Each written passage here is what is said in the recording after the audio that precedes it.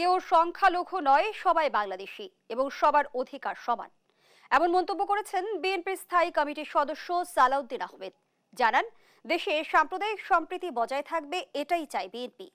সকালে জাতীয়তাবাদী ওলামা দলের ৪৫তম প্রতিষ্ঠা বার্ষিকী উপলক্ষে বিএনপির প্রতিষ্ঠাতা জিয়াউর রহমানের সমাধিতে শ্রদ্ধা জানিয়ে এসব কথা বলেন তিনি। গণবিপ্লবের আকাঙ্ক্ষাকে ধারণ করে সমৃদ্ধ বাংলাদেশ গড়ে তোলার আহ্বান জানান সালাউদ্দিন আহমেদ। বিদেশে বসে দেশে অস্থিরতা সৃষ্টির ষড়যন্ত্র চলছে উল্লেখ করে তিনি বলেন, পতিত সরকারের দোসরদের চক্রান্ত সফল হতে দেয়া হবে না।